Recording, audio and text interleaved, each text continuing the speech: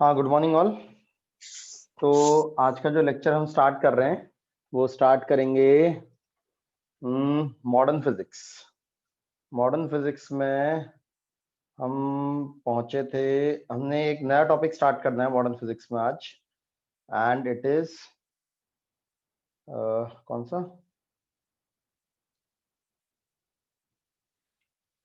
Topic start करना है आज हमको? Nuclear physics. तो न्यूक्लियर फिजिक्स आज हमें स्टार्ट करना है। तो जरा देखेंगे न्यूक्लियर फिजिक्स, जरा स्टार्ट करेंगे। तो न्यूक्लियर फिजिक्स की सीपीएस होगी आपके पास मोस्ट प्रोबेबली, तो उसको स्टार्ट करेंगे। हाँ, तो आज हम स्टार्ट कर रहे हैं न्यूक्लियर फिजिक्स।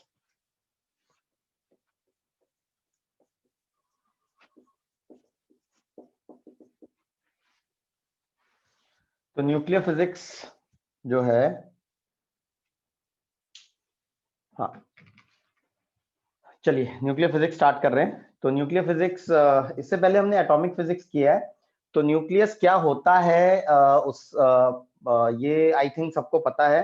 न्यूक्लियस की डिस्कवरी जो है उसका क्रेडिट जाता है अर्न्स्ट रदरफोर्ड को। एटॉमिक फिजिक्स में भी हमने बात की थी इसकी, जो अर्न्स्ट रदरफोर्ड ने कैसे वो गोल्ड फॉइल एक्सपेरिमेंट की मदद से न्यूक्लियस का पता लगाया था। ये हमने बात की थी उसमें, कौन से चैप्टर में? एटॉमिक फिजिक्स में हमने बात की थी। आवाज नहीं सुनाई दे रही क्या आपको? हेलो, दे रही है।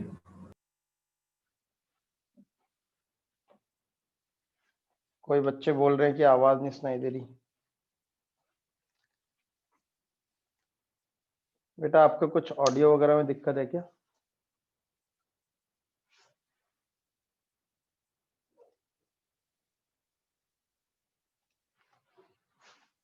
हाँ हाँ, थोड़ा लैग होगा क्योंकि अभी स्पीड उतनी अच्छी नहीं है। वाईफाई मेरा ऑन नहीं हुआ है अभी, आज शायद हो जाएगा वाईफाई, तो उससे लैग खत्म हो जाएगा। क्योंकि अभी मैं मोबाइल के इंटरनेट से ही चला रहा हूँ ये, तो लैग थोड़ा सा हो सकता है। तो न्यूक्लियर फिजिक्स जरा बात करेंगे। तो सबसे पहली बात, न्यूक्लियस होता क्या है? Nucleus centre of the atom में होता है और बहुत छोटे साइज का होता है। तो nucleus contains protons and neutrons. Protons और न्यूट्रॉन्स होते हैं न्यूक्लियस के अंदर। तो ये हमने ये बचपन से आप पढ़ते आ रहे हैं मोस्ट प्रोबेबली कि nucleus consist of protons and neutrons. तो प्रोटॉन्स पॉजिटिवली चार्ज होते हैं and neutrons are negatively charge, sorry, neutrons are neutral. Electrons are negatively charge, neutrons are neutral.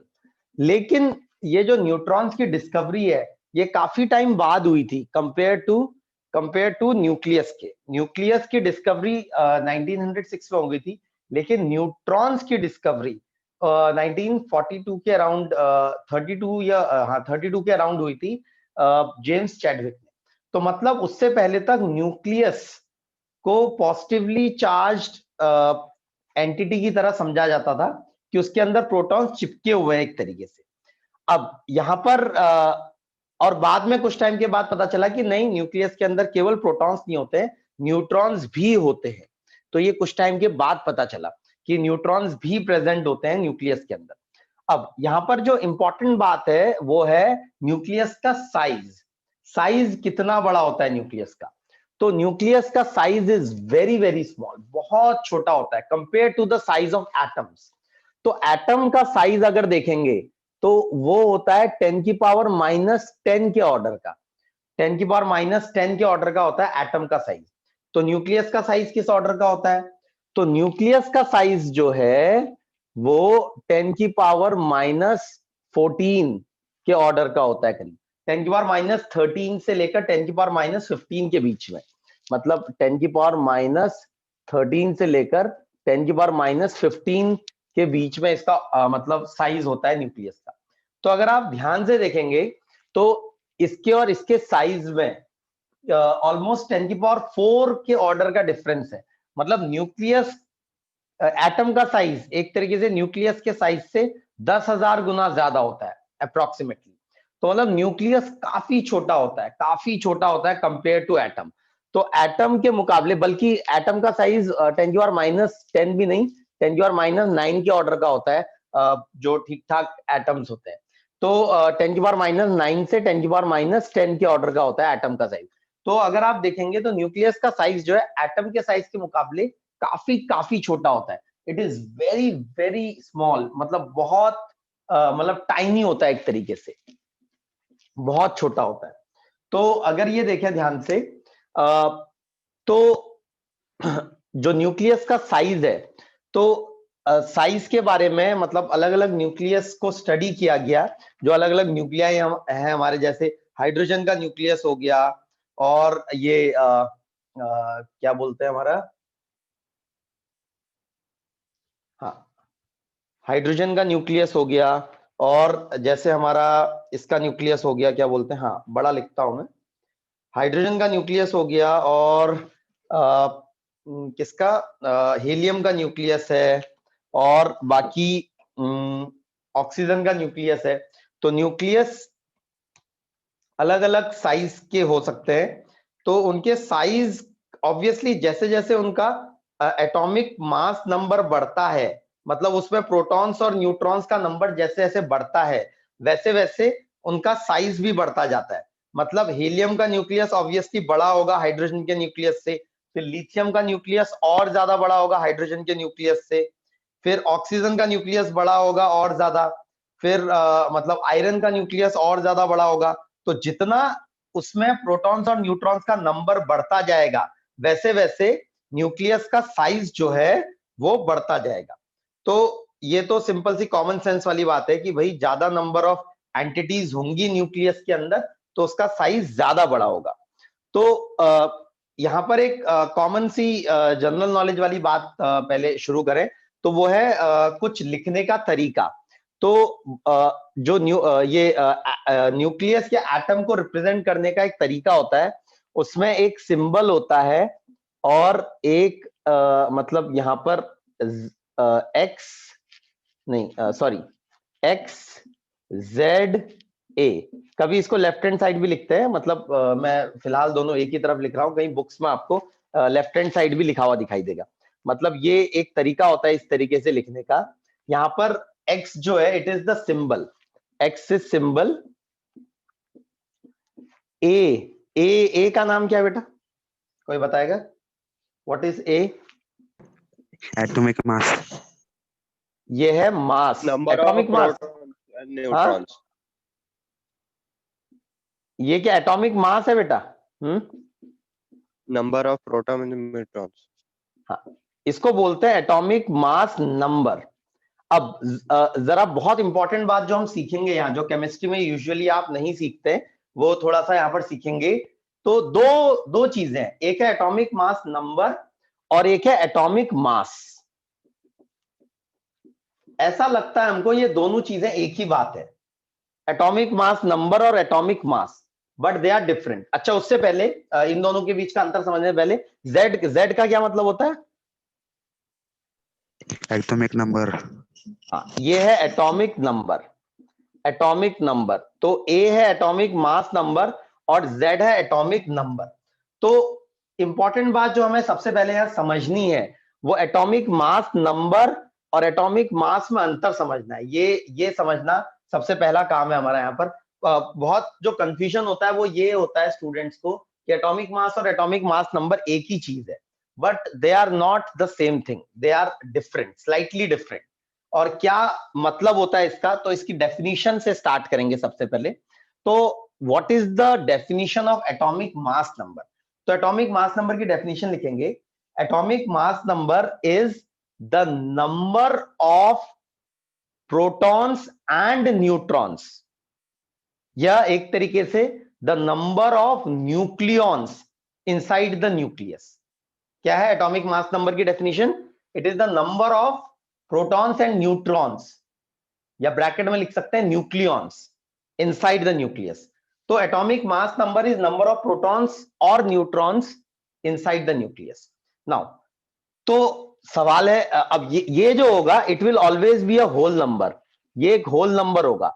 मतलब इसकी वैल्यू जो है मतलब 10, 20, 30 मतलब 25, 68 इस तरीके से होगी. It will be a whole number, atomic mass number. लेकिन एटॉमिक मास जो है वो होल नंबर होना जरूरी नहीं है. तो what is atomic mass? Atomic mass is simply mass of the atom, atom का मास. लेकिन एटॉमिक मास बहुत छोटा होता है कंपेयर टू जो यूनिट्स हम यूजुअली यूज करते हैं. जो नॉर्मली हम यूनिट्स यूज करते हैं, जैसे एसआई यूनिट केजी है हमारी, या पाउंड यूज किया जाता है बहुत बार. तो एसआई यूनिट जो है तो वो उसकी टर्म्स में हम एटॉमिक मास को रिप्रेजेंट नहीं करते हैं. तो एक नई यूनिट हम यूज करते हैं यहाँ पर, and it is called AMU, atomic mass unit. तो एटम के मास को रिप्रेजेंट करने के लिए हम जो यूनिट यूज करते हैं इट इज एएमयू. तो एएमयू कैसे डिफाइन किया जाता है? क्योंकि मास जो केजीज में अगर रिप्रेजेंट करेंगे तो बहुत कम मास होता है केजीज में. 10 की पावर माइनस 27, 10 की पावर माइनस 26 की रेंज में होता है. तो इसलिए केजीज में यूजुअली रिप्रेजेंट नहीं करेंगे. तो एक नई यूनिट डिफाइन करते हैं हम यहाँ, उसको बोला जाता है एटॉमिक मास यूनिट. तो 1 एएमयू क्या डिफाइंड है? तो 1 AMU is defined as 1/12 of mass of C12 atom. ध्यान देंगे, मास ऑफ C12 एटम का 1/12, that is defined as 1 AMU. तो अब हो सकता है मतलब ये सवाल आए आपके दिमाग में कि C12 एटम ही क्यों चूज किया. क्या हम इसको ऐसे डिफाइन कर सकते थे कि 1/16 ऑफ मास ऑफ O60, या फिर mass of single hydrogen atom को क्या 1 AMU डिफाइन कर सकते थे? बिल्कुल कर सकते थे. मतलब वो हमारे हाथ में, हम कैसे किसी क्वांटिटी को डिफाइन करें, किसी यूनिट को डिफाइन करना हमारे हाथ में. यहां पर ये ऑनर जो दिया गया AMU की डेफिनेशन में, जो ऑनर दिया गया वो दिया गया किसको? C12 को. C12 को ही क्यों दिया गया? कार्बन 12 को.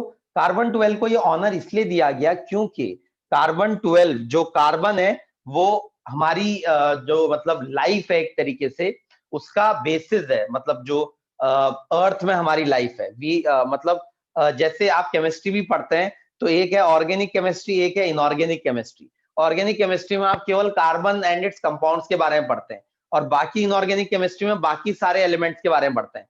तो कार्बन बहुत बहुत इंपॉर्टेंट है हमारी लाइफ में. मतलब कोई भी कंपाउंड वगैरह फॉर्म होना है तो कार्बन से ही फॉर्म होता है, वो कार्बन का इन्वॉल्वमेंट होता ही होता है उसमें. तो कार्बन हर जगह इन्वॉल्व होता है एक तरीके से हमारी लाइफ में, इसलिए कार्बन को ये ऑनर दिया गया. बिल्कुल आपके दिमाग में सवाल आ सकता है कि भाई किसी और एलिमेंट को ये ऑनर क्यों नहीं दिया गया? सिंपल सा उसका रीजन है कि कार्बन सबसे ज्यादा इंपॉर्टेंट है हमारी लाइफ में. इसलिए 1 AMU की डेफिनेशन में it is defined as 1/12 mass of carbon C12 atom. अब तो क्या इसका ये मतलब है कि C12 एटम है जैसे, तो C12 एटम में है क्या क्या? अगर ये बात करें तो C12 एटम में दो चीजें हैं. एक है न्यूक्लियस ऑफ C12 एटम, एक है न्यूक्लियस ऑफ C12 एटम, और दूसरा है electrons revolving around the nucleus. तो न्यूक्लियस के अंदर C12 में क्या होता है बेटा? कितने प्रोटॉन्स और कितने न्यूट्रॉन्स होते हैं, पता है क्या?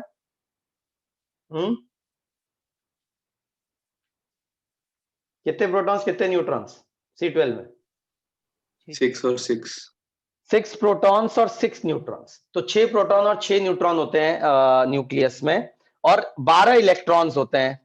तो जब हम C12 एटम बोल रहे हैं, C12 एटम का मास बोल रहे हैं, एटम का मास बोल रहे हैं, तो उस मास के अंदर ये न्यूक्लियस का मास और ये इलेक्ट्रॉन का मास दोनों इन्वॉल्व है. मतलब जो न्यूक्लियस है कार्बन का, और उसके अराउंड जो इलेक्ट्रॉन्स रिवॉल्व कर रहे हैं, उन दोनों का मास मिलके C12 एटम का मास होगा. तो उसका 1/12 से डिफाइंड एज 1 AMU. बहुत लोगों को ये इसमें मिसकंसेप्शन होता है कि is 1 AMU mass of 1 proton या मास ऑफ 1 न्यूट्रॉन. तो नहीं, mass of 1 proton and 1 neutron is not equal to 1 AMU, बल्कि mass of 1 proton and 1 neutron is greater than 1 AMU, slightly greater than 1 AMU होता है. तो जरा देखेंगे जैसे what is the mass of 1 proton. तो प्रोटॉन का मास अगर देखूं मैं जैसे, तो प्रोटॉन का मास होता है हाँ, mass of one proton is 1.672631 into 10 की पावर -27 kg, केजी में अगर लिख रहा हूं मैं, and mass of one neutron is 1.674926 into 10 की पावर -27 kg। ये वैल्यूज रट्टा मारने की कोई जरूरत नहीं है, केवल एक छोटी सी बात ध्यान रखेंगे कि ये मास ऑफ न्यूट्रॉन जो है वो slightly greater then mass of proton है। प्रोटॉन के मास से थोड़ा सा बड़ा होता है मास ऑफ न्यूट्रॉन। ये अगर देखेंगे न्यूट्रॉन का मास थोड़ा सा बड़ा, अगर डेसिमल के 2 डिजिट्स तक सेम है, फिर तीसरे डिजिट में अंतर आ रहा है, यहाँ पर 2 है और यहाँ पर 4 है। अब इसी को अगर मैं कन्वर्ट करूं, अब 1 AMU कितना होता है, तो 1 AMU जो होता है वो होता है 1.6603 इंटू 10 की पावर -27 kg। अब ये भी रट्टा मारने की कोई जरूरत नहीं है आपको, ये जस्ट मैं मतलब इसको कि ये नंबर्स को रट्टा मारेंगे डिजिट्स के चौथे या पांचवें तक, कोई जरूरत नहीं है, केवल कुछ चीजें ध्यान में रखनी है। अगर आप देखेंगे तो 1 AMU is slightly smaller than mass of proton and it is also smaller than mass of neutron, मतलब mass of proton is slightly greater than 1 AMU। अगर AMU में लिखूंगा मैं, is slightly greater than 1 AMU and mass of neutron is slightly greater than mass of proton is slightly greater than 1 AMU। तो मतलब neutron का मास proton के मास से भी थोड़ा सा बड़ा होता है और प्रोटॉन का मास 1 AMU से थोड़ा सा बड़ा होता है। तो ये चीज ध्यान में रखनी है कि प्रोटॉन और न्यूट्रॉन का मास 1 AMU नहीं होता है, प्रोटॉन और न्यूट्रॉन का मास 1 AMU से थोड़ा सा ज्यादा होता है। तो ये दिमाग में, ये दिमाग के कोने में ये बात बैठा के रखेंगे, क्योंकि ये हाँ हो सकता है वीडियो का रेजोल्यूशन ड्रॉप हो रहा हो, क्योंकि इंटरनेट कनेक्शन मेरे पास उतना अच्छा नहीं है आज, वाईफाई क्योंकि चल नहीं रहा है मेरा, इसलिए।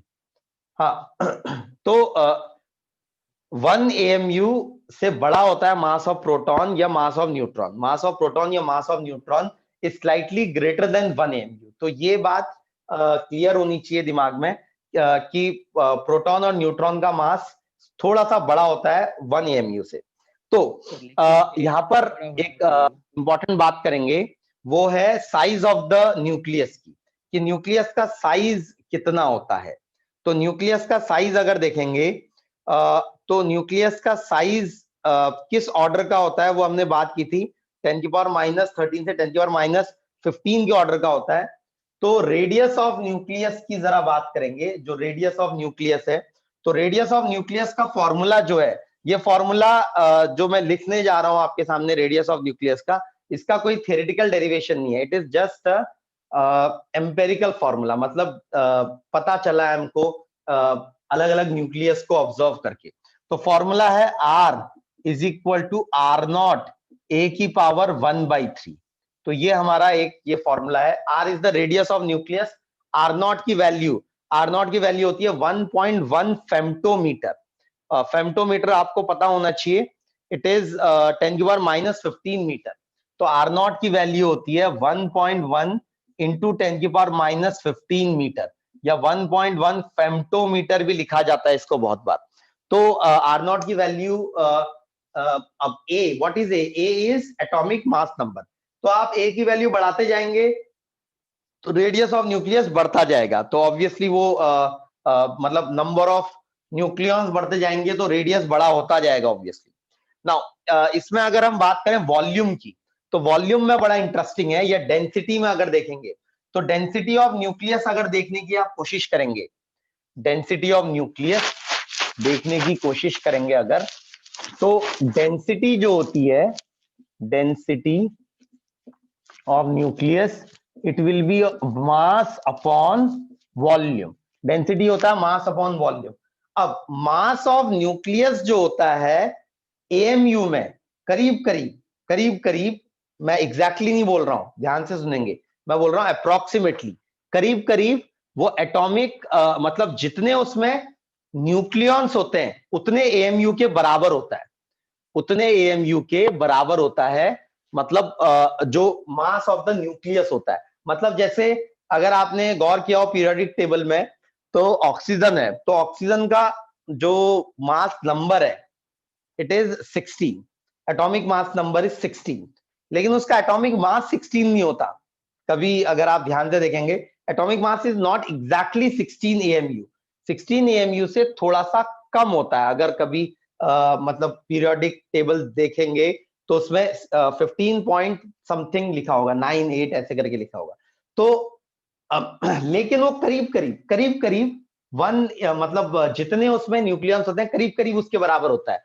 तो मास की जगह करीब करीब AMU लिखा जा सकता है, अप्रोक्सीमेटली AMU लिखा जा सकता है, डिवाइडेड बाय वॉल्यूम।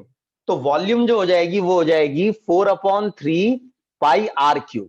नाउ मुझे ये यहां से फॉर्मूले से पता है कि radius of nucleus is r0 a की पावर 1/3, तो ये हो जाएगा AMU divided by 4/3 pi r³ करेंगे बेटा तो r0³ इंटू a आएगा।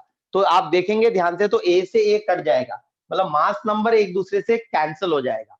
तो मास नंबर कैंसिल हो गया और r0 is a constant, r0 जो है वो कांस्टेंट है और ये 4π/3 भी कांस्टेंट है। तो ये यहां से जो इंपॉर्टेंट बात निकल के आएगी कि density of nucleus is constant, density of nucleus is constant. और ये डेंसिटी जो है वो करीब करीब जो होती है, अगर ये कैलकुलेट करेंगे आप तो ये डेंसिटी निकल के आती है करीब 3 × 10⁻17 kg पर मीटर, 3 × 10⁻17 kg पर मीटर क्यूब। अब ये अगर आप देखेंगे तो काफी ज्यादा डेंसिटी है, 3 × 10⁻17 kg पर मीटर क्यूब, ये इसकी डेंसिटी करीब करीब निकल के आती है।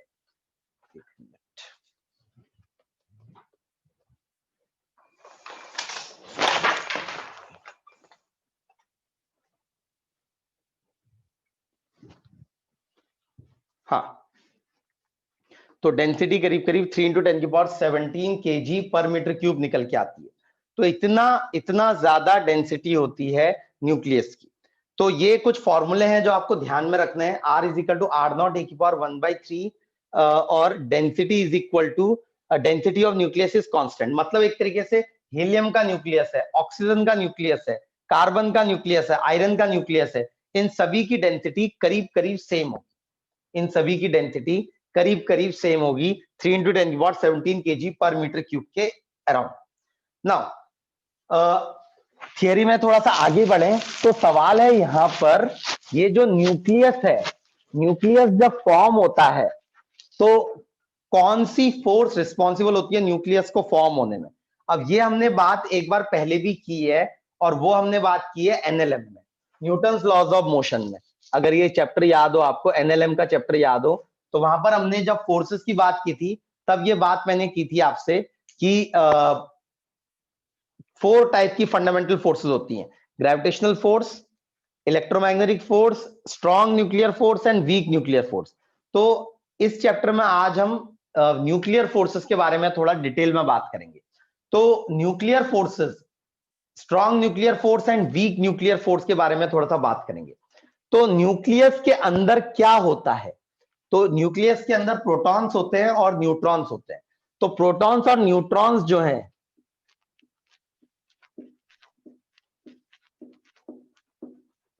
जैसे ये हैं प्रोटॉन्स और न्यूट्रॉन्स, इसमें से कुछ प्रोटॉन्स होंगे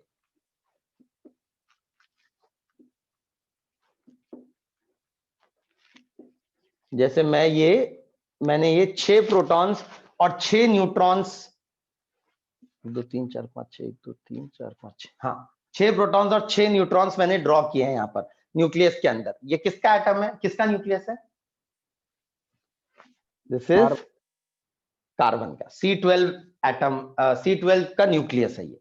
तो इसमें 6 प्रोटॉन्स और 6 न्यूट्रॉन्स है, लेकिन यहां पर प्रोटॉन्स जो हैं वो पॉजिटिवली चार्ज होते हैं और न्यूट्रॉन्स तो न्यूट्रल होते हैं। तो सवाल है कि एक पॉजिटिव चार्ज दूसरे पॉजिटिव चार्ज को रिपेल करता है और वो रिपेल करते हैं एक दूसरे को due to force of electromagnetic repulsion, electromagnetic repulsion. तो इलेक्ट्रोमैग्नेटिक रिपल्शन होता है इनके बीच, वो एक दूसरे को रिपेल करते हैं, इलेक्ट्रोमैग्नेटिक रिपल्शन की वजह से वो एक दूसरे से दूर जाने की कोशिश करते हैं। लेकिन तब भी ये न्यूक्लियस फॉर्म हुआ है। न्यूक्लियस फॉर्म होने का ये मतलब है कि वो एक दूसरे से चिपके हुए हैं, न्यूक्लियॉन्स जो है एक दूसरे से चिपके हुए हैं।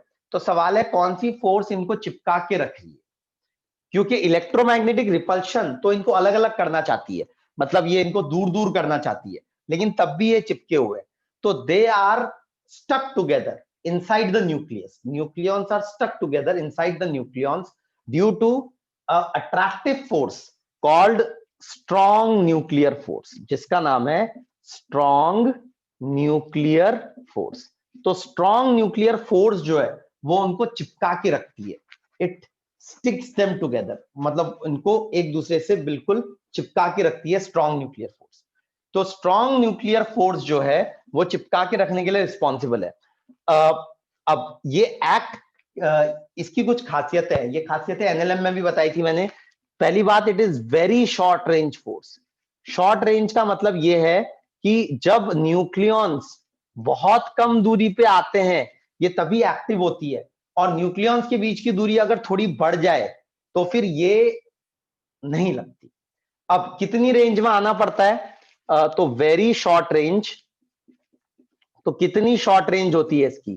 तो इसकी रेंज 10⁻³ मीटर से स्टार्ट होती है एक तरीके से। मतलब जब न्यूक्लियस दो प्रोटॉन्स या दो न्यूट्रॉन्स के या एक प्रोटॉन और एक न्यूट्रॉन के बीच की दूरी अगर 10⁻³ मीटर से ज्यादा हो गई तो फिर उनके बीच न्यूक्लियर फोर्स नहीं लग पाएगी, तो उनके बीच फिर न्यूक्लियर फोर्स अप्लाई नहीं हो पाएगी। मतलब जब उनके बीच की दूरी 10⁻³ मीटर से कम होगी तभी वो एक दूसरे को अट्रैक्ट कर पाएंगे। अगर उनके बीच की दूरी 10⁻³ मीटर से ज्यादा है तो फिर इलेक्ट्रोमैग्नेटिक रिपल्शन ज्यादा डोमिनेट करेगा स्ट्रॉन्ग न्यूक्लियर फोर्स को। मतलब स्ट्रॉन्ग न्यूक्लियर फोर्स उतनी स्ट्रॉन्ग नहीं होगी अगर उनके बीच का गैप 10⁻³ मीटर से ज्यादा है। तो जब 10⁻³ मीटर से कम डिस्टेंस है तभी स्ट्रॉन्ग न्यूक्लियर फोर्स एक्टिव हो पाती है एक तरीके से। तो strong nuclear force it is very short range. दूसरी जो फोर्स यहां है वो है इनके बीच जो लगती है न्यूक्लियॉन्स के बीच आपस में, इट इज कॉल्ड बेटा वीक न्यूक्लियर फोर्स। उसे वीक न्यूक्लियर फोर्स बोला जाता है। It is also very short range, लेकिन ये जो है ना week nuclear force, it is not attractive in nature, it is repulsive in nature. Strong nuclear force attractive nature की होती है, week nuclear force repulsive nature की होती है। एंड दिस फोर्स ये हमेशा नहीं लगती है, ये तभी लगती है जब इम्बैलेंस कॉज होता है न्यूक्लियॉन्स में। इम्बैलेंस का मतलब क्या है?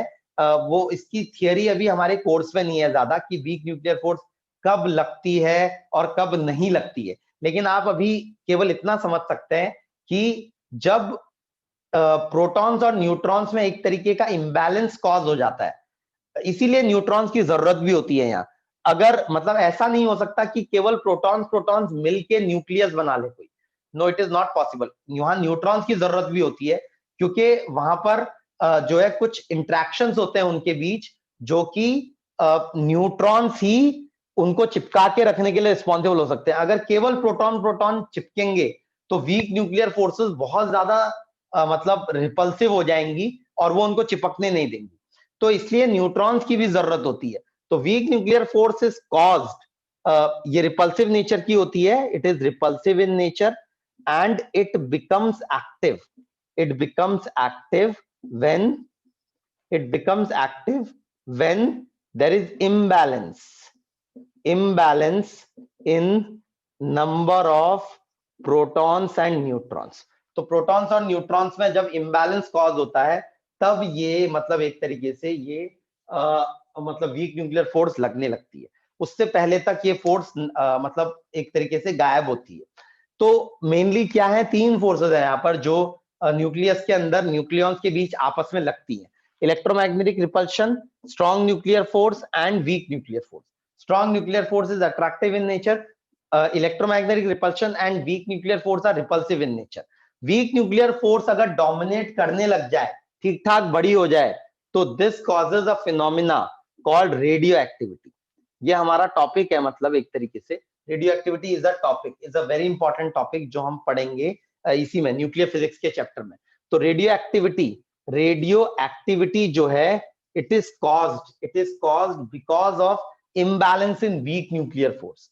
तो यहाँ पर एक तरीके से स्ट्रॉन्ग और weak, strong nuclear force and electromagnetic and weak nuclear force का स्ट्रॉन्ग न्यूक्लियर फोर्स से एक बैलेंस बनना चाहिए, तभी न्यूक्लियस स्टेबल हो पाता है। अगर रिपल्सिव फोर्सेस डोमिनेट करने लग गई अट्रैक्टिव फोर्सेस पे, वीक न्यूक्लियर फोर्स अगर डोमिनेट करने लग गई, तो फिर उस केस में न्यूक्लियस स्टेबल नहीं रह पाता और वो दूसरे न्यूक्लियस में टूटने लगता है, और उस फिनोमिना को बोलते हैं रेडियो एक्टिविटी। वो हम पढ़ेंगे बाद में कुछ टाइम के बाद।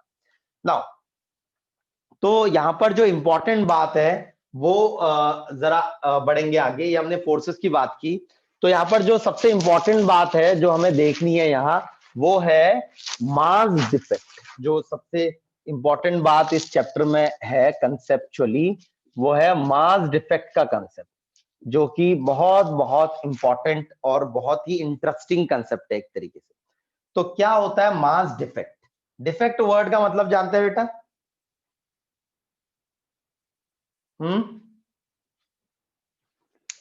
कोई बताएंगे?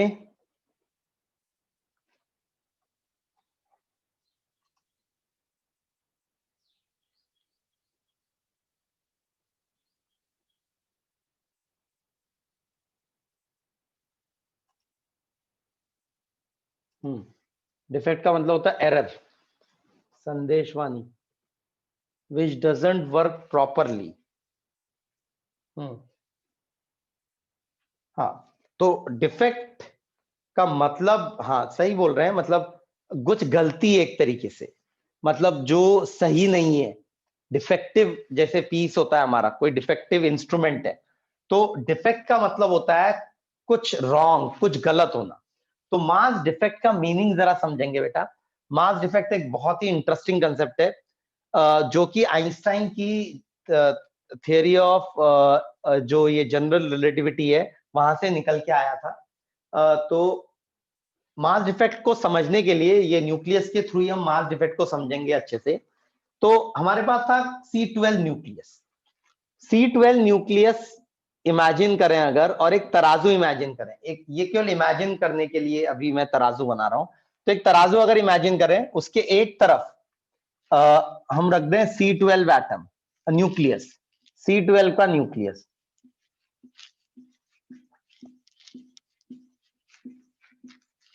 तो C12 न्यूक्लियस है ये। C12 न्यूक्लियस के अंदर हमारे 6 प्रोटॉन और 6 न्यूट्रॉन्स हैं।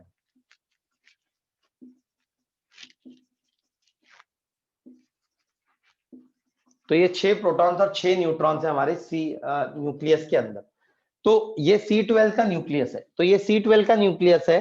अब इसके अंदर 6 प्रोटॉन्स और 6 न्यूट्रॉन्स हैं। अगर ये 6 प्रोटॉन्स और 6 न्यूट्रॉन्स आप इंडिपेंडेंटली, मतलब इंडिविजुअली अगर रखें तराजू के दूसरी तरफ, इंडिपेंडेंटली मतलब न्यूक्लियस के अंदर नहीं है ये,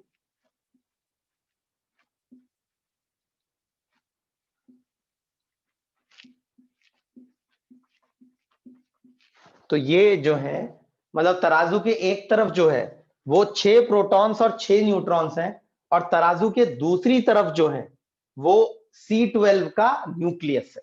this is C12 nucleus and this is 6 protons and 6 neutrons.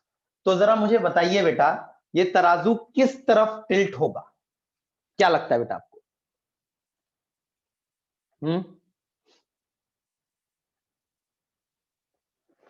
ये तराजू किस तरफ टिल्ट होगा? चैट पे लिख के बताइए प्लीज, बोलने की जरूरत नहीं है, चैट पे लिख के बताइए।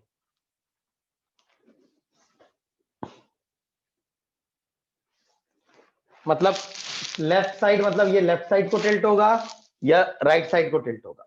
मतलब जिस तरफ भारी होगा उस तरफ टिल्ट हो जाएगा, तो या फिर ऐसे की ऐसी रहेगा, मतलब बैलेंस रहेगा, मतलब बीचों बीच रहेगा, लेफ्ट राइट? हाँ बताइए कि लेफ्ट साइड वाली भारी है या राइट साइड वाली भारी है?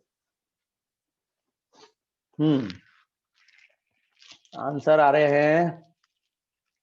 सोजवाल राइट, अथर्विरांदे लेफ्ट, प्रोटॉन न्यूट्रॉन की साइड, न्यूक्लियस की side, anti clockwise, left left right, nucleus and proton. Left right left equilibrium पे रहेगा आदित्य जादव। अच्छा left right right left left, थोड़ा कंफ्यूजन है, मतलब ज्यादा वैसे लेफ्ट वाले हैं, राइट वाले थोड़ा कम है, और एक इक्विलिब्रियम वाला भी है। हाँ तो सवाल है किस साइड का मास ज्यादा है ना, एक तरीके से मतलब जिस तरफ का मास ज्यादा होगा उस तरफ को टिल्ट कर जाएगा।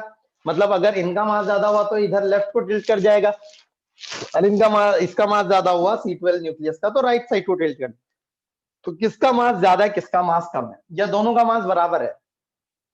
तो भाई क्योंकि नंबर ऑफ एंटिटीज तो सेम ही है कि यहां भी 6 प्रोटॉन 6 न्यूट्रॉन है, यहां भी 6 प्रोटॉन और 6 न्यूट्रॉन है, बस अंतर ये है यहां पर ये अलग अलग है, मतलब ये एक दूसरे पर एक तरीके से कोई फोर्स नहीं अप्लाई कर रहे, और यहां पर ये न्यूक्लियस के अंदर है, कार्बन मतलब ये चिपके हुए हैं एक दूसरे से, C12 न्यूक्लियस के अंदर है।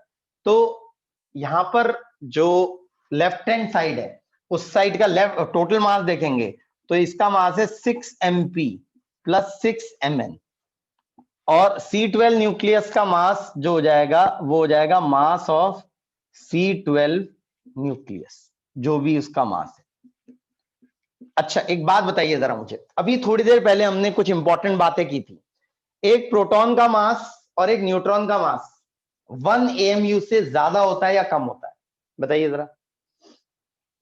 एक इंडिपेंडेंट प्रोटॉन और न्यूट्रॉन का मास, चैट में लिखेंगे बेटा, एक इंडिपेंडेंट प्रोटॉन और न्यूट्रॉन का मास 1 AMU से ज्यादा होता है या कम होता है?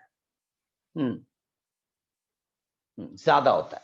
तो 6 प्रोटॉन और 6 न्यूट्रॉन का मास 12 AMU से, मतलब ये 1 AMU ये भी 1 AMU, ये दोनों 1 AMU से ज्यादा है, तो ये 12 AMU से ज्यादा है या कम है, बताइए सोच के।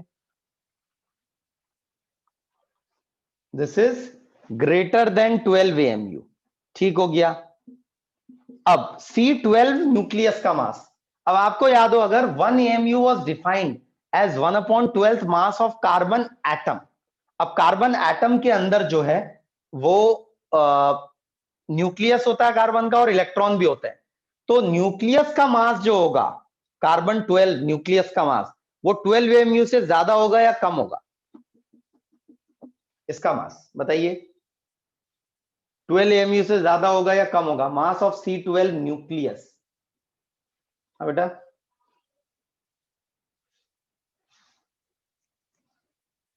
मास ऑफ C12 न्यूक्लियस बेटा,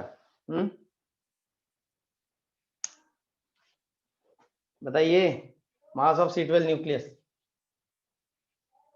12 AMU से कम होगा या ज्यादा होगा? कोई भी नहीं बता रहा।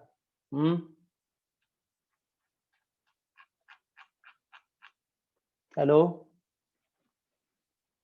सेम होगा C12, अच्छा। संदेशवाणी सेम सेम लेस, हाँ लेस कम कम इक्वल टू 12 AMU। अजीज, हाँ अजीज आपको लग रहा है कि इसका मास जो है न्यूक्लियस C12 न्यूक्लियस का मास इक्वल टू 12 AMU होगा?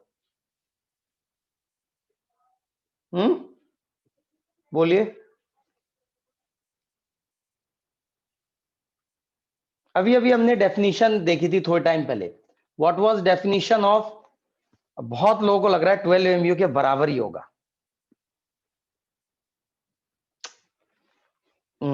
बेटा फिर से एक AMU की डेफिनेशन क्या थी, फिर से ध्यान से देखिए, ध्यान से सुनिए। What was the definition of 1 AMU? 1 AMU was defined as 1/12 of mass of C12 atom. Atom.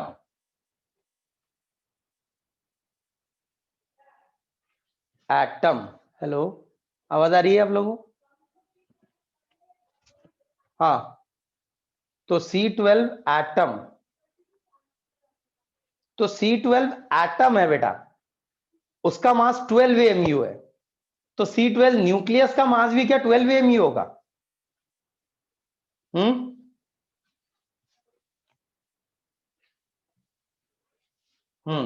तो इसका मास जो होगा बेटा C12 न्यूक्लियस का mass it will be less than 12 AMU, ये 12 AMU से कम होगा, और इसका मास इंडिपेंडेंट 6 प्रोटॉन और 6 न्यूट्रॉन का मास 12 AMU से ज्यादा है, तो ये किस साइड टिल्ट होगा? It will tilt towards left, ऐसे लेफ्ट की, मतलब ये लेफ्ट वाली साइड ज्यादा भारी है। क्या है बात, समझ रहे बेटा?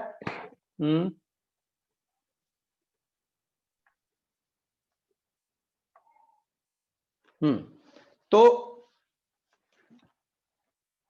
सवाल है, अगर C12 न्यूक्लियस 6 प्रोटॉन और 6 न्यूट्रॉन से मिलके बना है, तो 6 प्रोटॉन और 6 न्यूट्रॉन के मास से C12 न्यूक्लियस का मास कम क्यों है? तो यहां पर जो कंसेप्ट है वो है the concept of mass defect. According to Einstein's energy mass equivalence, the most famous equation in physics, the most famous equation in physics, ये बहुत लोगों ने ये इक्वेशन सुनी होती है, भले ही न्यूटन्स लॉ ऑफ ग्रेविटेशन ना सुना हो लोगों ने, लेकिन एनर्जी मास इक्विवेलेंस जरूर सुना होता है।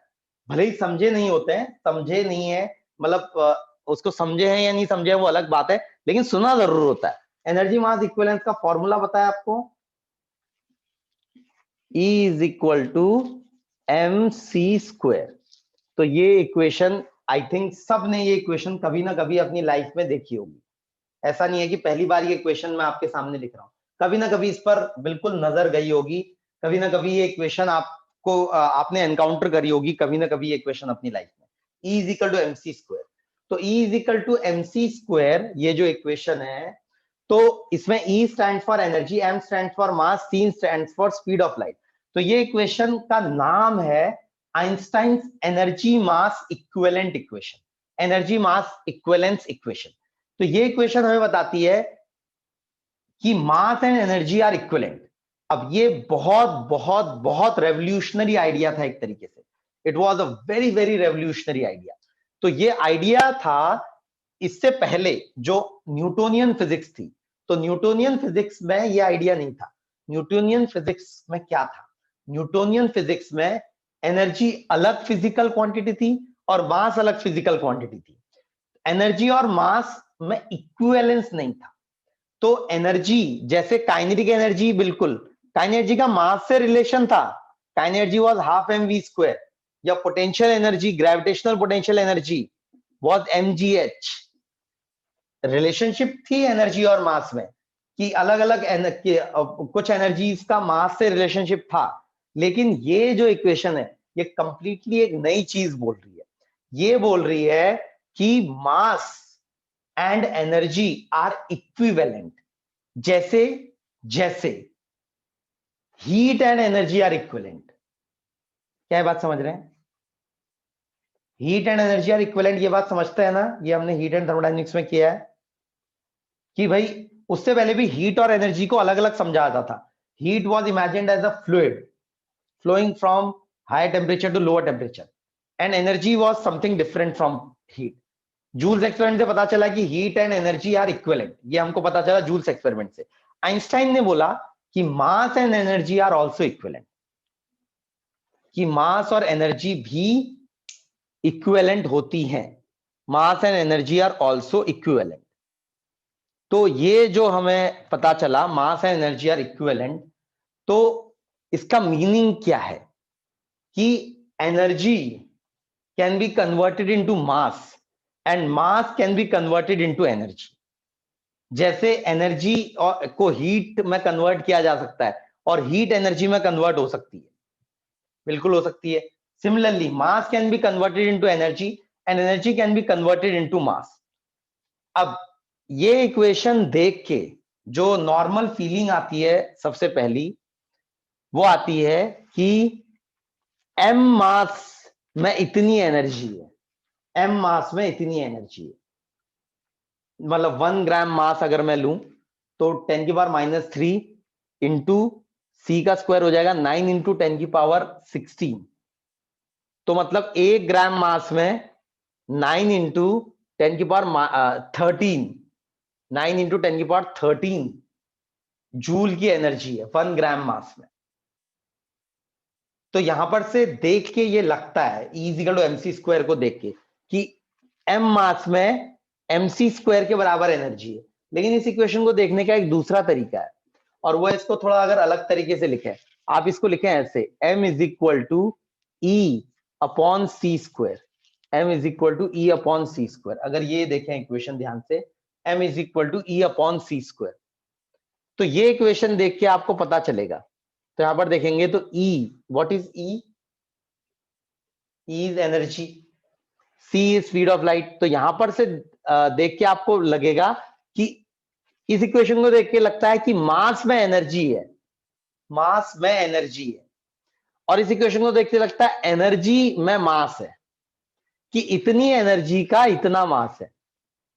अब मास में एनर्जी है, ये नॉर्मल बात लगती है हमको कि मास में एनर्जी है, जैसे काइनेटिक एनर्जी होती है मास में, पोटेंशियल एनर्जी होती है मास में एनर्जी है, ये नॉर्मल बात लगती है। जो यहां से इंपॉर्टेंट बात, जो दूसरा इसका एक तरीके से जैसे सिक्के के दो पहलू होते हैं, हेड और टेल्स, वैसे ही इसी का दूसरा जो मीनिंग है वो है एनर्जी में मास होता है। अब ये थोड़ा सा आपको डिफरेंट लग सकता है, ये थोड़ा नई चीज लगेगी आपको कि एनर्जी में मास होता है, मास में एनर्जी होती है, ये बात समझ में आती है। और यहां पर हम जो बात कर रहे हैं वो है कि एनर्जी में मास होता है। तो सवाल है इन दोनों में से कौन सा वाला फॉर्म सही है, तो जवाब है दोनों फॉर्म सही है। मास में एनर्जी होती है और एनर्जी में मास होता है, that is energy mass equivalence. क्या ये बात समझ रहे हैं बेटा, या और एक्सप्लेन करना है इसको? प्लीज चैट में रिप्लाई करेंगे।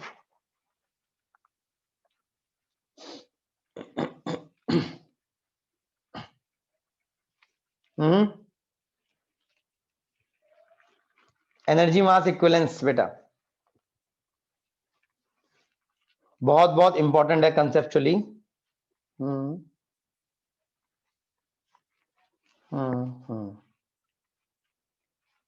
तो energy and mass are equivalent, ये जो है आइंस्टाइन ने अपनी जनरल थ्योरी ऑफ रिलेटिविटी में बात बोली थी, और ये हम यहां पर से समझने की कोशिश कर रहे हैं कि भाई 6 प्रोटॉन और 6 न्यूट्रॉन का मास मिला के एक कार्बन न्यूक्लियस के मास से ज्यादा होता है।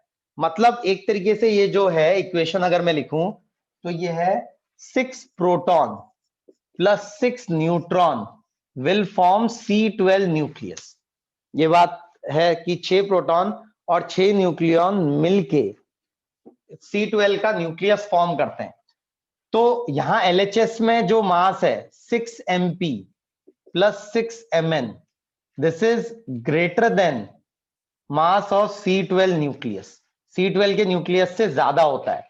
तो सवाल है ये इक्वेशन, अब जैसे हमने पढ़ा है कंजर्वेशन ऑफ मास कि भाई मास तो कंजर्व रहना चाहिए, मास तो गायब नहीं हो सकता, लेकिन एक हमने रिलेशन एक हमने कंसेप्ट पढ़ा है कंजर्वेशन ऑफ एनर्जी, कि energy can neither be created nor be destroyed, it can only be converted from one form to another. तो अब यहां पर जो है कंजर्वेशन ऑफ मास और कंजर्वेशन ऑफ एनर्जी मिक्स हो जाएंगे, because energy and mass are equivalent. तो मतलब जो टोटल एनर्जी प्लस मास का इक्विवेलेंट है वो कंजर्व रहेगा, but mass can be converted into energy and energy can be converted into mass. Mass can be converted into energy and energy can be converted into mass.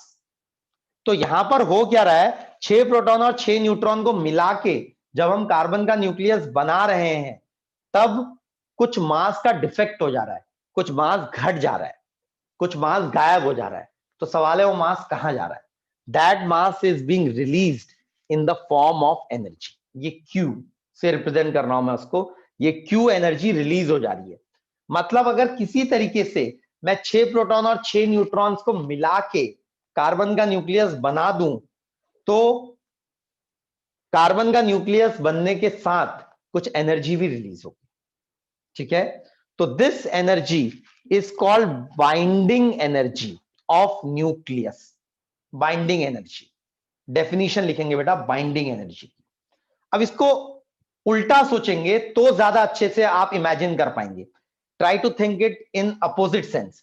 Opposite sense का मतलब है अगर carbon 12 का nucleus पहले से formed है तो carbon 12 के न्यूक्लियस को अगर आपको तोड़ना है 6 प्रोटॉन और 6 न्यूट्रॉन्स में, तो आपको कार्बन 12 के न्यूक्लियस को एनर्जी सप्लाई करनी पड़ेगी।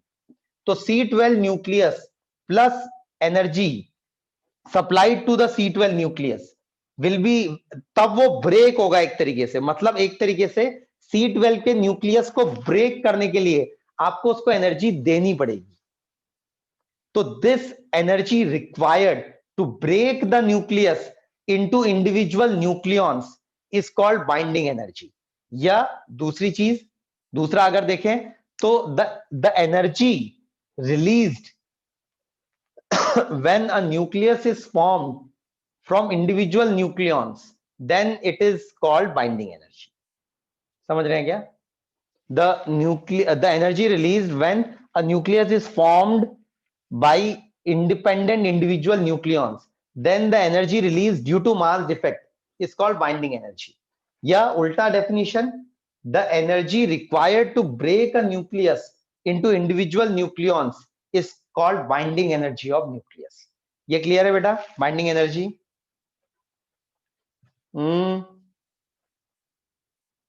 बाइंडिंग एनर्जी की डेफिनेशन क्लियर है?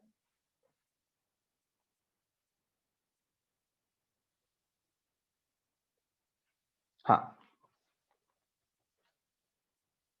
चलिए, तो आज हमने यहां तक किया। कल इसके और आगे बढ़ेंगे हम, कल की क्लास में सेम टाइम पे क्लास होगी। इसके अलावा डाउट्स के लिए आपको आना है तो मैं शाम को 4:30 बजे से इंस्टीट्यूट पे अवेलेबल होऊंगा, तो डाउट्स के लिए आप आ सकते हैं। फिलहाल अभी कल का जो टेस्ट हुआ था उसके कुछ डाउट्स अगर आप पूछना चाहते हैं तो पूछ सकते हैं।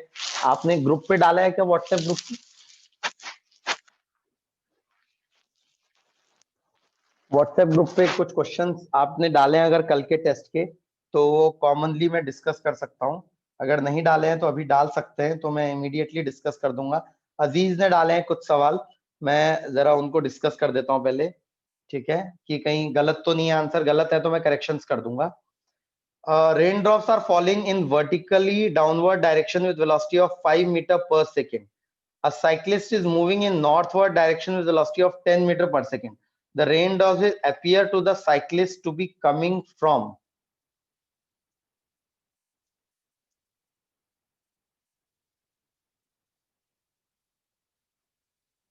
Cyclist is moving in northward direction. North side को move कर रहा है 10 meter per second से। तो velocity of rain with respect to cyclist is velocity of rain with respect to ground minus velocity of cyclist with respect to ground. Minus velocity of, अब ये है north direction, ये south है, तो ये rain ऐसे लगेगी, तो ये 10 और ये 5। होराइजन मतलब ये होराइजन से, तो tan theta is equal to 5/10, तो 1/2। तो आंसर बॉम्बे होना चाहिए बेटा उसका। पहले हाँ, पर्सनल डाउट्स भी करेंगे बेटा क्लियर। पहले ये कॉमन वाले डाउट जो कल के टेस्ट के हैं तो पहले वो क्लियर करेंगे, उसके बाद आप पर्सनल डाउट भी डाल सकते हैं व्हाट्सएप पे या मेरे पर्सनल मैसेज पे भी डालेंगे, तो मैं इसके बाद वो क्लियर करूंगा, ठीक है। तो बेटा ये अगर देखेंगे, मैंने ये डायरेक्शन को नॉर्थ माना है और ये साउथ है, तो वेलोसिटी ऑफ रेन, फॉर्मूला जो है velocity of rain with respect to cyclist, velocity of rain respect to ground minus velocity of cyclist respect to ground. तो velocity of rain respect to ground is this minus velocity of cyclist respect to ground. तो ये minus करना पड़ेगा, north की जगह south, तो ये आ जाएगा velocity of rain with respect to cyclist.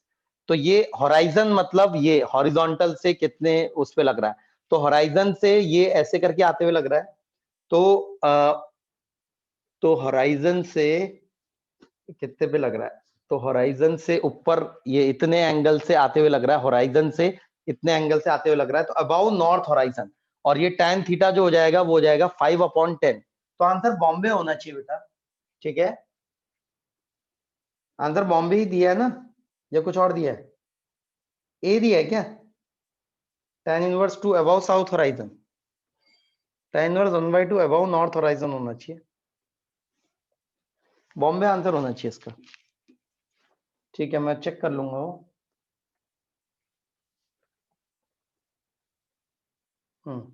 अगला क्वेश्चन है, when the ceiling fan is switched off, the angular velocity reduces to, when the ceiling fan is switched off, the angular velocity reduces to 50% of its initial value while it makes 36 rotations. If angular retardation of the fan is uniform, then how many more rotation will it make before coming to rest? तो हाँ, सवाल तो ज्यादा difficult नहीं है। reduces to 50% of initial value while it's make, शुरुआत में omega, अगर ओमेगा थी 50% मतलब ओमेगा बाई 2, तो ओमेगा फाइनल makes 36 rotation, तो omega final square minus omega initial square, omega final square minus omega initial square is equal to 2 alpha delta theta, 36 rotations. तो alpha की value हो जाएगी -3/4 into 2 into 36 omega square, that will be equal to alpha. ये alpha के बराबर होगा। Now it's angular retardation is uniform, then how many more rotation before coming to rest? Final omega 0 minus omega square by 4, क्योंकि omega by 2 है, is equal to 2 alpha delta theta. तो minus omega square by 4 is equal to 2 alpha की जगह हो जाएगा -3 into omega square upon 4 into 2 into 36 into delta theta. Omega square से omega square कटा, minus से माइनस कैंसिल हुआ, 4 से 4, 2 से 2, तो 1 जा 12 जा, तो डेल्टा थीटा इज 12। तो आंसर गलत दिया, 18 नहीं 12 आंसर होना चाहिए इसका। दूसरे वाले का आंसर बॉम्बे होना चाहिए। ठीक है, करेक्शन कर दूंगा मैं। अगला है, तीसरा सवाल है, if the coefficient of friction between the wedge A and B as shown in the figure is mu, then the maximum possible horizontal acceleration of A for which B does not slip, angle of inclination is 45 degree। तो right hand side को अगर acceleration देना है हमको उसको, तो पूछा है मैक्सिमम कितना दे सकते हैं, मैक्सिमम कितना एक्सेलरेशन दे सकते हैं राइट हैंड साइड को, कि ये 45 डिग्री का एंगल है, यहाँ पर ये ब्लॉक रखा हुआ है इस तरीके से, ब्लॉक रखा हुआ है इस तरीके से, और ये राइट साइड को एक्सेलेरेट कर रहा है ए एक्सेलेरेशन से। तो ये ए की मैक्सिमम वैल्यू पूछ रहा है, यहाँ फ्रिक्शन कोएफिशिएंट म्यू है, तो इस पर बैठकर अगर देखेंगे तो स्यूडो फोर्स लगाएंगे लेफ्ट हैंड साइड को ma, तो ये ऊपर का कंपोनेंट होगा, एक इधर होगा, ये हो जाएगा 45 डिग्री है, तो ma/√2 इस तरफ आएगा और ma/√2 इस तरफ आएगा। बाकी mg का कंपोनेंट एक इधर आएगा, इधर आएगा, ये वाला कंपोनेंट होगा mg/√2 और नीचे वाला कंपोनेंट भी होगा mg/√2, बाकी ये नॉर्मल आएगा। आप जैसे जैसे ए बढ़ाते जाएंगे तो ये वाली फोर्स बढ़ती जाएगी। तो ये मैक्सिमम पॉसिबल, मैक्सिमम तब होगा जब ये जस्ट ऊपर की तरफ को स्लिप करने वाला है, तो मतलब फ्रिक्शन नीचे की तरफ को लग रहा होगा और जस्ट स्लिप मतलब लिमिटिंग लग रहा होगा। तो ma/√2 should be equal to f limiting plus mg/√2। Now f limiting हो जाएगा म्यू इंटू नॉर्मल, तो नॉर्मल की वैल्यू है ma/√2 प्लस mg/√2, तो that is equal to plus mg/√2, plus mg/√2। तो √2 हर जगह से कैंसिल हो रहा है, m हर जगह से कैंसिल हो रहा है, तो ये आ जाएगा a minus mu a is equal to g common 1 plus mu. तो a की वैल्यू आ रही है g into 1 plus mu upon 1 minus mu. तो ये करेक्शन हो जाएगा बेटा, इसमें बॉम्बे इसमें भी बॉम्बे वाला ऑप्शन सही दिख रहा है, जो जो आपने दिए ऑप्शन उसके अकॉर्डिंग। ठीक है, हाँ। इसके बाद एक और डाउट डाला है अजीज ने, हाँ, one end of the light inextensible string, वो बॉक्स जो है वो एल लेंथ, एल होगा, वो एल लेटर है वो, तो of length L is attach to a fix point A, understood है, लेकिन मतलब उसमें उसकी वजह से क्वेश्चन में कोई मतलब दिक्कत नहीं है। तो एल लेंथ का है, हाँ, the particle is then projected horizontally with velocity √7 gl/2, calculate the height of B in meter above A where the string becomes slack। तो देखें जरा, तो यहाँ पर क्या है, √7 gl/2, तो ये यहाँ पर से वो किया गया है, ये वाला पॉइंट A है, तो √3.5 gl, तो ऑब्वियसली ये √2gl से बड़ा है लेकिन √5gl से छोटा है, तो यहाँ कहीं जाके स्लैक हो जाएगा। हाइट ऑफ बी इज इतना metre above A when the string become slack. तो यहाँ से आपको हाइट बतानी है जब ये स्ट्रिंग स्लैक हो जाएगी, ठीक है। तो यहाँ पर इनिशियल वेलोसिटी थी √7gl/2।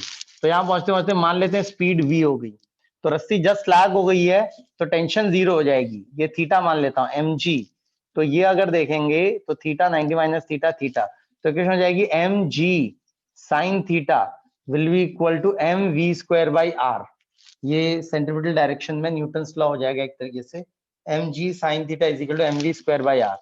तो mg और उसके अलावा दूसरा न्यूटन्स वो वर्क एनर्जी थ्योरम, तो हो जाएगा mgl into 1 plus sine theta, mgl into 1 plus sine theta that is equal to k final which is half mv² minus k initial is half m into 7gl/2। तो यहाँ पर आप देखें अगर, तो यहाँ पर से हाँ v, ये mv² की जगह mgl into 1 plus sine theta is equal to mv² की जगह mgl साइन थीटा लिखा जा सकता है माइनस 7mgl/4। ठीक हो गया। तो यहाँ से mgl हर जगह से कैंसिल हो जाएगा, तो 1 प्लस साइन थीटा इस साइन थीटा/2 माइनस 7/4 इस तरफ आएगा, तो 1 प्लस 7/4। एक मिनट, क्या गलती की, ये फाइनल माइनस, अब अच्छा नेगेटिव है, ये work done by gravity negative है, सॉरी। तो ये माइनस है, यहाँ पर माइनस है और यहाँ पर भी माइनस है, तो ये इस तरफ आएगा, तो ये आ जाएगा 7/4 minus 1 is equal to sine theta plus sine थीटा/2 विच इज 3 साइन थीटा/2। तो ये आ जाएगा 7/4 माइनस 1 इज 3/4, तो ये आ रहा है 1 जा 2 जा, साइन थीटा इज 1/2। तो ये अगर L है बेटा, तो साइन थीटा इज 1/2 मतलब थीटा 30 डिग्री है, तो ये हो जाएगा L/2। तो ये L/2 हो जाएगा साइन थीटा। साइन थीटा होता है परपेंडिकुलर अपॉन हाइपोटेनस। तो ये L की वैल्यू दी हुई है 10 मीटर, तो आंसर 5 मीटर होना चाहिए बेटा, 5 मीटर अबाउट दिस। क्या दिया आंसर? हाँ, किसका आंसर मैच नहीं हो रहा? 5 दिया है, 5 ही तो आ रहा है बेटा।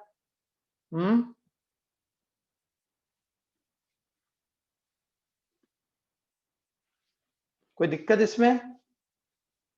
हेलो, हाँ आगे। हाँ, a stone is projected from ground in such a direction so as to hit a bird on the top of a telegraph post of height h and attains the maximum height 2h above the ground. If at the instant of projection the bird were to fly away horizontally with a uniform speed, find the ratio between the horizontal velocity of bird and the horizontal component velocity of the stone if the stone hits the bird while descending.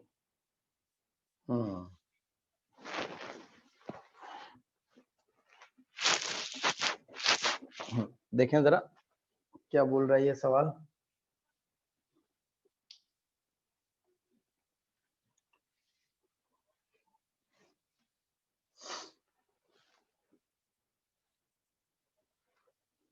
तो एक telegraph post है of height h and attains the maximum height of 2h above the ground. तो यहाँ से stone throw किया आपने, ये telegraph post को हिट कर रहा है और फिर उसके बाद मैक्सिमम हाइट 2h की ऑब्टेन कर रहा है। यहाँ h हाइट पे ये टेलीग्राफ पोस्ट है और ये 2h की मैक्सिमम हाइट अटेन कर रहा है, ठीक है। If at the instant of projection bird were to fly away horizontally, मतलब फ्लाई अवे हॉरिजॉन्टली, जैसे ये थ्रो किया वैसे bird fly away horizontally with uniform speed, find the ratio between the horizontal velocity of bird and the horizontal component of velocity of stone. ये vs horizontal है, vsx, और ये vbx है, bird की वेलोसिटी हॉरिजॉन्टल डायरेक्शन में। तो if the stone hits the bird while descending, मतलब जब ये बर्ड यहाँ पहुंच रही है उस वक्त स्टोन इसको हिट करना चाहिए, ठीक है। तो हमको इन दोनों का रेशियो बताना है।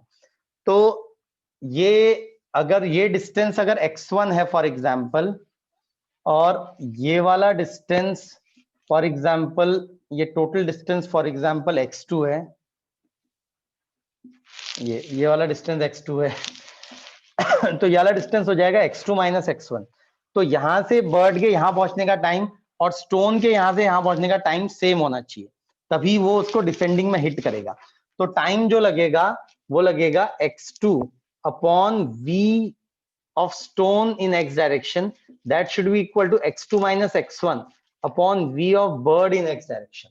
तो ये इनके बीच की रिलेशनशिप होगी, मतलब ये इक्वेशन सेटिस्फाई होनी चाहिए। तो हमें ये पता लगाना है एक तरीके से, तो उसके लिए x2 और x1 के बीच का रिलेशनशिप अगर पता लगा ले तो काम बन जाएगा। तो मैक्सिमम हाइट उसने 2h दे रखी है और वो h हाइट पे हिट कर रहा है उसको। तो ये इक्वेशन ट्रेजेक्ट्री है y is equal to x tan theta minus gx square upon 2u square cos square theta.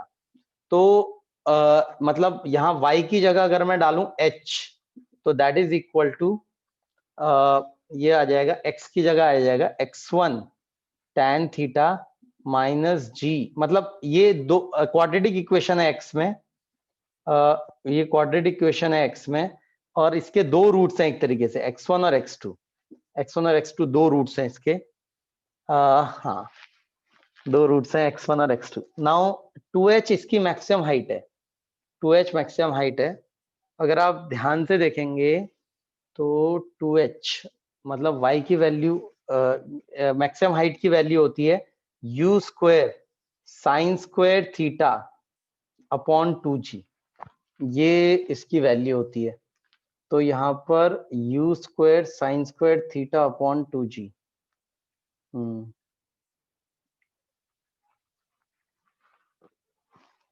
एक मिनट, एक दूसरा फॉर्म होता है इसका, y is equal to x tan theta into 1 minus x upon range, ये भी एक फॉर्म होता है।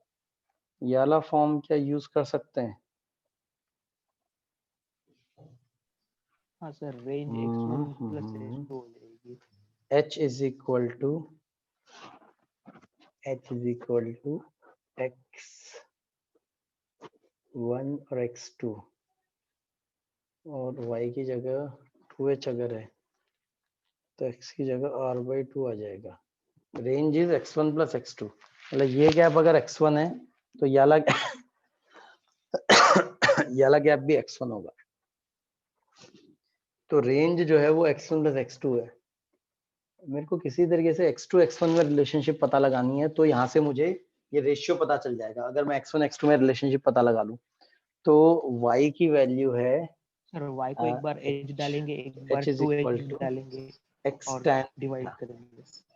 x tan theta into 1 minus x by r। x की जगह हाँ x1 लिख सकता हूँ मैं, अगर इसकी जगह 2h लिखा तो x1 प्लस x2 बाई 2, या फिर ये वाली इक्वेशन, x के दो रूट्स हैं और sum of the roots and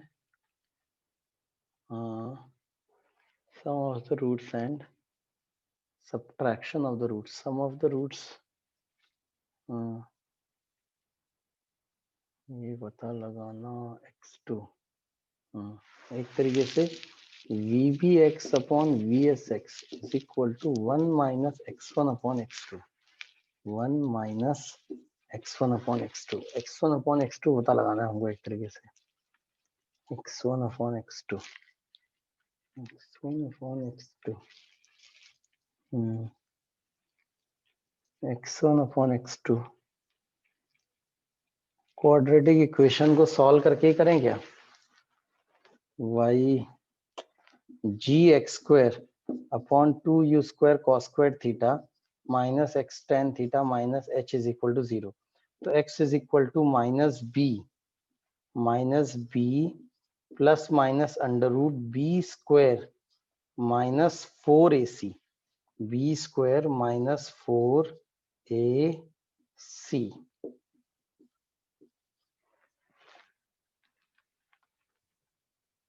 minus 4ac upon 2a upon 2a, a की जगह हो जाएगा g upon 2u square cos square theta. इसमें से x1 वाली वैल्यू जो हो जाएगी वो हो जाएगी नेगेटिव वाली वैल्यू, सर उसमें सम ऑफ फ्रूट्स रेंज के और इक्वल आ रहा है। x2 वाली वैल्यू हो जाएगी पॉजिटिव। तो x1 अपॉन x2 पता लगाना है मुझे, तो मतलब tan theta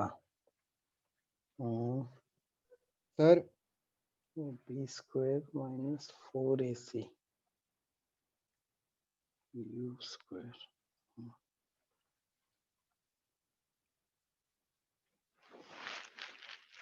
x tan theta into 1 minus x by R. इस फॉर्म में अगर लिखूं मैं y is equal to x tan theta into 1 minus x by R, तो आ जाएगा x square tan theta upon r minus x tan theta plus y की जगह h इज इक्वल टू 0। इस फॉर्म में अगर मैं लिख के इक्वेशन निकालूं तो ये x1 और x2 की value x is equal to minus B plus minus under root B square minus 4ac, ये हो जाएगा tan theta into h upon R minus 4ac upon 2a की वैल्यू हो जाएगी tan थीटा अपॉन आर। तो एक value है plus में, एक है माइनस में, x1 छोटी होगी और x2 बड़ी होगी, और x1 अपॉन x2 निकालें, h और r फिर से u square sine square theta upon 2g।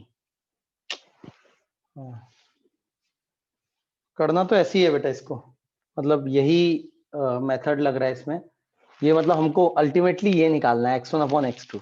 तो यहाँ पर मैथमेटिकल मैनिपुलेशन से आ जाएगा x1 अपॉन x2, सर आ जाएगा x1 upon x2, mathematical manipulation से आ जाएगा।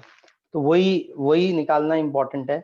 ये जो x की क्वाड्रेटिक इक्वेशन से जो x की वैल्यूज आ रही है ना, इनको एक बार डिवाइड करिए आपस में और फिर चीजें काटिए, चीजें कट होंगी और एक नंबर आएगा इन दोनों का, ये रेशियो जो, ठीक है।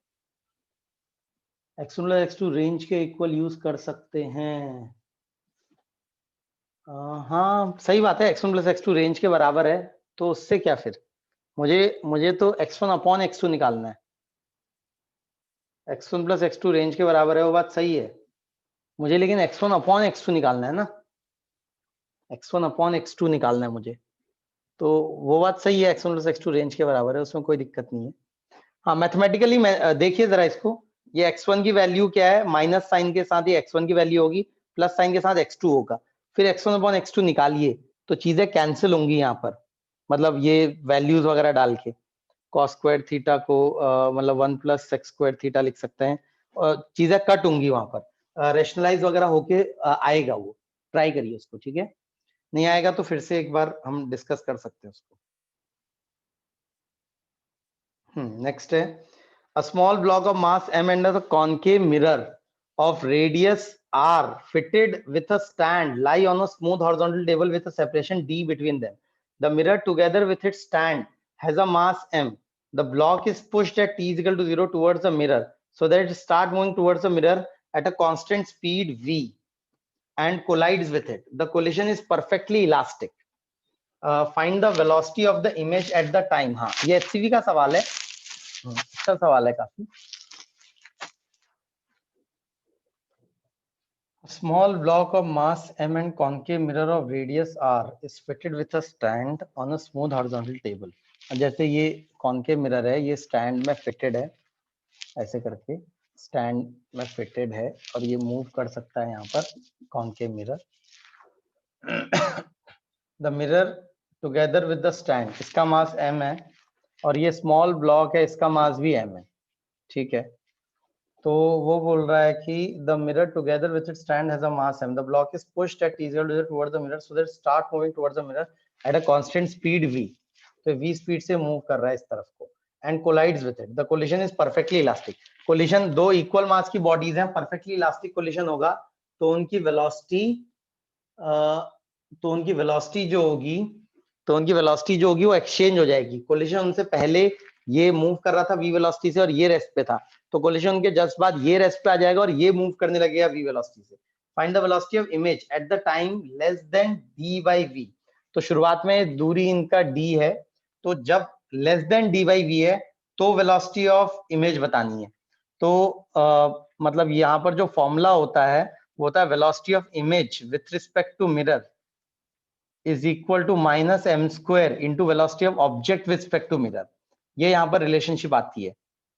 मतलब ये 1/v plus 1/u is equal to 1/f। तो यहाँ से डिफरेंशिएट करते हैं तो minus dv by D T into V square minus du by D T into U square is equal to 0। तो ये dv बाई डी टी हो जाएगा velocity of image with respect to mirror is equal to minus velocity of object with respect to mirror into V square upon U square which is M square. तो याद होगा ये relationship आपको। तो फिलहाल mirror rest पे है, जब तक मिरर रेस्ट पे है तो ग्राउंड और मिरर सेम फ्रेम है, तो उससे पहले तो ये रिलेशनशिप होगी।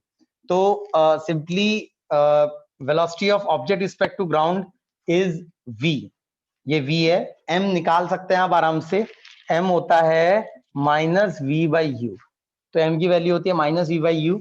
अब जैसे माइनस v बाई यू निकालना है आपको, तो मिरर फॉर्मूले की यूज करेंगे 1/v प्लस 1/u, u की जगह आएगा minus d is equal to 1/-f। Negative focal length होती है इसकी, रेडियस ऑफ कर्वेचर r दे रखा है, तो फोकल लेंथ हो जाएगी माइनस r/2। तो 1/v is equal to 1/d minus 2/r। तो v की वैल्यू होगी dr upon r minus 2d। तो यहाँ पर अगर पुट करेंगे तो m की वैल्यू हो जाएगी minus dr upon r minus 2d into u की जगह आएगा माइनस d। तो ये माइनस से माइनस कटा, d से d कटा, तो मैग्निफिकेशन ये माइनस ये आ जाएगा r square upon r minus 2d का होल स्क्वायर इंटू v। ये आ जाएगा velocity of image with respect to ground for time less than d by v, for time less than d by v। दूसरा for time greater than d by v, जब टक्कर हो जाएगी उसके बाद क्या होगा, ये मूव कर रहा होगा v वेलोसिटी से मिरर और ये रेस्ट पे आ चुका होगा। तो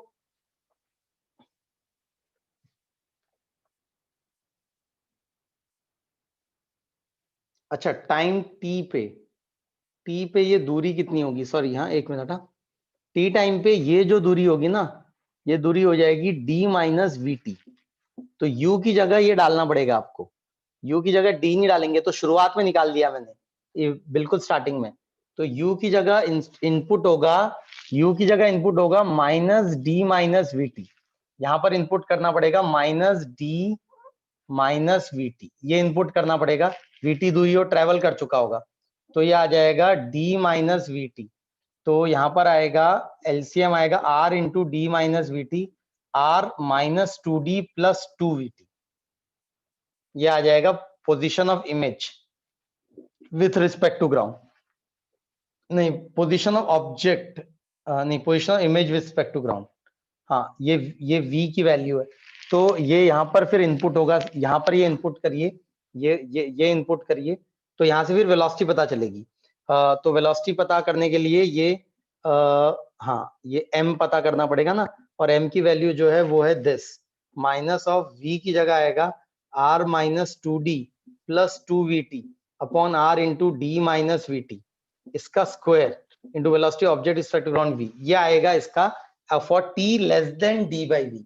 for t greater than d by v तो क्या होगा, ये जो डिस्टेंस ये ट्रेवल कर चुका होगा एक्स्ट्रा, वो टक्कर होने के बाद d बाई वी टाइम पे टक्कर हो गई होगी, तो उसके बाद t minus D by V time बीता होगा।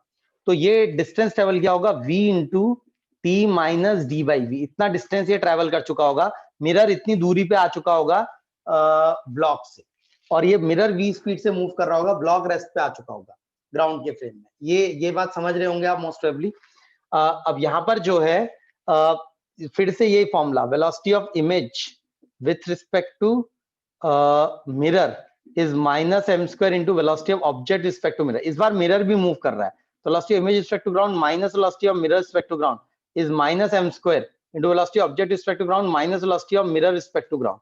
तो ये अगर देखेंगे तो velocity of image respect to ground is minus M square into velocity of object respect to ground plus velocity of mirror respect to ground into 1 plus M square. अब फिर से वापस पूरी कहानी जो है, मिरर रिस्पेक्ट टू ग्राउंड की velocity जो है it is v, object respect to ground की वेलोसिटी 0। तो यहाँ पर velocity of image respect to ground will be equal to v into 1 plus M square. तो अब बस पूरी कहानी जो है वो m निकालने की है फिर से। तो m निकालने के लिए फिर से मैग्निफिकेशन हो जाएगा -v/u। तो v निकालने के लिए फिर से मिरर फॉर्मूला लगाइए और वैल्यू पुट करिए। ठीक है, हो गया बेटा? हेलो, हाँ सर, पर वो क्लियरली दिखाई नहीं दे रहा सर। एक मिनट। हेलो, हाँ कुछ बोल रहे?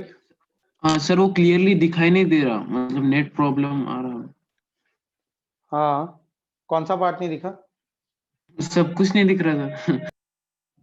अच्छा, वो रेजोल्यूशन कम हो जा रहा था क्या? रिकॉर्डेड में ठीक आएगा वो।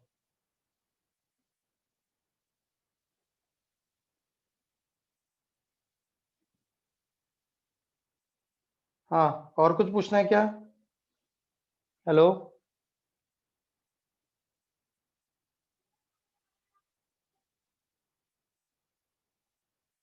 चलिए, कोई भी और डाउट है तो ये ग्रुप पे डालिए, क्लास के बाद डेली डिस्कस करेंगे उसको। ठीक है, डाला तो है किसी ने। Magnetic field at the centre of a hydrogen like atom due to motion of electron. हाँ, तो मैग्नेटिक फील्ड किसने पूछा है? ये आर्यन। हाँ, magnetic field at the center of nucleus of hydrogen atom due to motion of electron in nth orbit।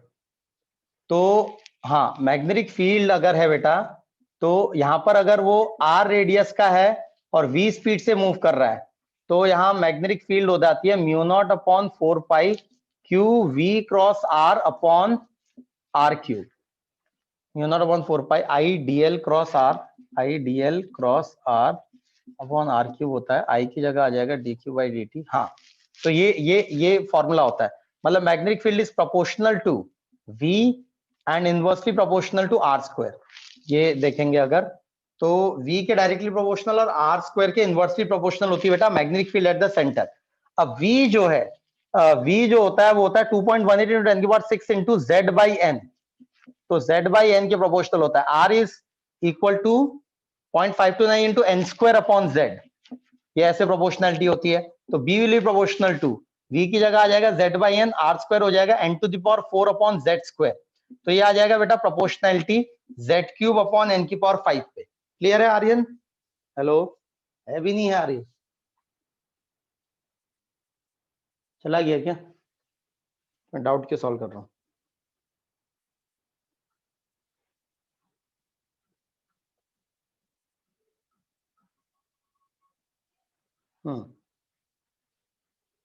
Pradeep है? प्रदीप 194। हाँ,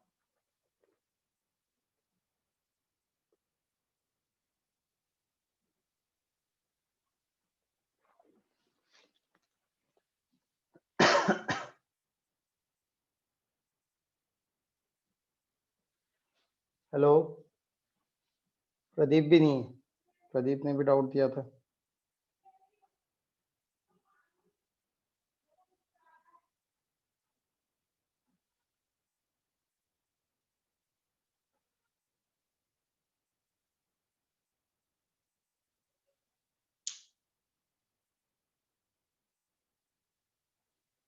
चलिए, ठीक है, कल डिस्कस करते हैं और डाउट्स एंड थियरी आगे की। ठीक है।